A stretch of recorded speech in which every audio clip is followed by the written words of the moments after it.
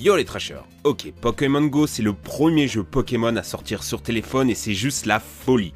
2 jours que j'y joue et j'ai déjà croisé des dizaines de joueurs les yeux rivés sur leur téléphone à la recherche de Pokémon dans Paris. Le principe est simple, tu dois te balader dans la vraie vie, capturer et combattre de nouveaux Pokémon tout en découvrant les secrets de ta ville. Par exemple, à la Tour Eiffel, il y a une arène. À la jolie plaque commémorative en bas de chez moi, un Pokéstop. La carte est remplie de milliers de points à explorer et c'est juste l'outil parfait pour visiter une ville. Bref, ça cartonne et la presse en parle presque tous les jours. Un homme qui joue à Pokémon Go pendant l'accouchement de sa femme, un commissariat pris d'assaut par les Pokéfans, une fille qui trouvait un cadavre en cherchant des Pokémon aquatiques dans une rivière, ou un gang qui braquait des enfants qui cherchaient des Pokémon dans leur quartier. Phew. Et tout ça pour un jeu même pas encore disponible. Je vous explique ça en fin de vidéo, comment télécharger, tout ça. Mais pour l'instant, je vous propose de découvrir 15 astuces et secrets pour devenir un joueur surpuissant sur Pokémon Go. Avoir Pikachu en starter. Au début du jeu, on vous propose de choisir parmi les 3 starters habituels. Ignorez-les et marchez au loin jusqu'à ce que Pikachu apparaisse. C'est un Pokémon très rare, donc c'est plutôt un bon plan de commencer avec lui. Trouvez des Pokémon rares. Il faut marcher, beaucoup marcher, mais pas n'importe où. Dans les grandes villes, vous trouverez beaucoup de Rattata ou Roucoule, comme dans la vraie vie. Mais dans la nature, c'est la folie. Alors pas de panique pour ceux qui habitent une jungle de béton, pas besoin de voyager en Amazonie. Il vous suffit juste de vous balader dans les parcs ou près des points d'eau. Ce sont des lieux riches en Pokémon rares. En regardant votre carte, vous remarquez aussi des petites feuilles vertes apparaître parfois au loin sur les cartes. Sachez que ce sont des lieux à haute concentration de Pokémon. Vous pouvez aussi chasser les Pokémon rares en vous servant du radar en bas à droite de l'écran. Cliquez dessus et choisissez les Pokémon que vous n'avez pas encore. Le nombre de pattes en dessous vous indique la distance à laquelle ils sont. Une patte c'est genre 10 mètres. 3 pas c'est moins d'une centaine de mètres. Faites pas vos feignants et partez les capturer car ils ne resteront pas éternellement dans votre périmètre. C'est un véritable jeu de chaud ou froid pour obtenir les Pokémon les plus rares. Bon, et bonus pour les moins courageux, sachez qu'il est possible d'utiliser de l'encens pour attirer des Pokémon. Ou des leurres sur les Pokéstops qui attireront plein de bestioles autour. C'est quand c'est tout rose là. Capturez des Pokémon facilement. Il vous suffit juste de lancer votre balle sur le Pokémon qui apparaît. Un cercle vert, la capture sera facile. Un cercle rouge, vous allez galérer. Utilisez votre index plutôt que votre pouce pour les Pokémon volants qui sont relous à toucher. Attendez aussi que le cercle au centre soit tout petit, ça veut dire que votre chance de capturer est maximale. Il existe aussi la possibilité de charger votre balle en la faisant tourner avant de la lancer. Elle devient tournoyante et vous rapporte des bonus. Sachez qu'il existe aussi des objets pour vous faciliter la capture. Les baies Frambi, Amadou la bestiole et les Super Balls et Hyper Balls sont débloquables à partir du niveau 10 pour maximiser vos chances. Avoir les Pokémon les plus forts. Il n'y a pas de statistiques dans Pokémon Go, mis à part les points de capacité qui indiquent à peu près la force du Pokémon. Celle-ci peut augmenter avec des poussières d'étoiles. Mais faites gaffe aux Pokémon que vous choisissez de faire grimper de niveau. Privilégiez les Pokémon XL sur le poids et la taille. C'est indiqué par une petite icône verte à côté. Ils semblent plus forts. Faites aussi attention aux sets d'attaque. Il y en a 2 mais on ne peut pas les changer. Essayez d'avoir des Pokémon avec des attaques fortes et un type qui vous plaît dès le début. Personnellement, j'ai remarqué que la plupart des Pokémon forts des autres joueurs étaient soit au Carnage, Nosferapti ou Ratatac. Et c'est normal. Pour faire grimper de niveau ou faire évoluer votre bestiole, il vous faut des pierres de sa propre lignée évolutive que vous gagnez en capturant des Pokémon de la même espèce. Vous n'avez pas compris? Je m'explique. Si vous voulez faire évoluer un Roucoule en Roucoups, il vous faut capturer 3 autres Roucoules. En effet, vous avez besoin de 12 pierres. Vous en gagnez 3 en capturant un Roucoule et 1 en donnant un Roucoule au professeur. En le relâchant quoi. Autant vous dire que pour faire évoluer votre starter, vous allez galérer.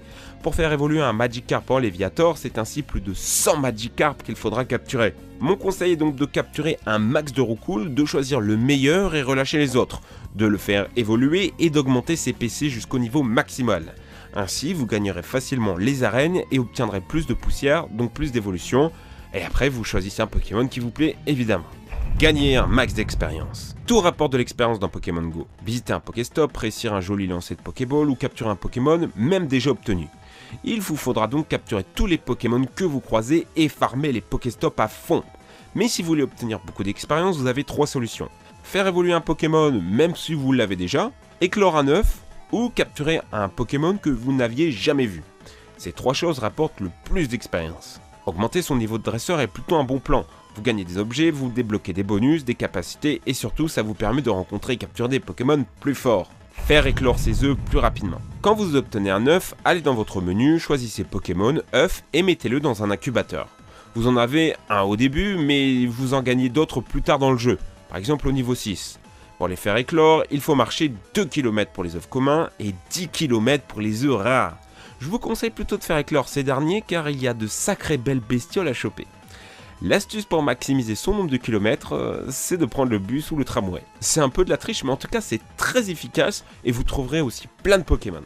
Comment obtenir un max d'objets ? Vivre dans une grande ville avec plein de monuments est un sacré avantage. Il y a des Pokéstops partout. Pour info, sachez que les Pokéstops se régénèrent toutes les 5 minutes. Bon, par contre, niveau objet, on n'est pas très gâté. Il ne semble pas avoir d'objets ultra rares mis à part les œufs. Conquérir un max d'arènes. Quand vous passez au niveau 5, vous pouvez affronter les arènes. Vous allez devoir choisir votre clan, les jaunes, les bleus et les rouges. Est-ce que ça change quelque chose ? Pas tellement. L'idée c'est plutôt de conquérir des arènes et de les colorer à la couleur de votre clan. Mais en vrai, on sait tous que votre but sera de devenir le plus fort en solo.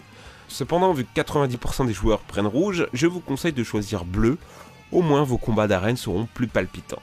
Quand vous gagnez une arène, vous pouvez placer un Pokémon pour la défendre. N'hésitez pas à mettre un Pokémon de bon niveau pour la garder sous votre contrôle, car contrôler une arène, c'est rentable. On y récolte des pièces et des poussières d'étoiles tous les jours. En gérant 10 arènes, vous pourrez gagner jusqu'à 100 pièces et 5000 poussières d'étoiles par jour. Il vous suffit de cliquer sur le bouclier en haut à droite dans la boutique. Gagnez les combats facilement. Les Pokémon s'attaquent automatiquement, mais vous avez des stratégies. Vous pouvez taper avec le doigt sur le Pokémon adverse pour attaquer plus vite, ou attendre que votre barre se recharge et sortir une grosse attaque.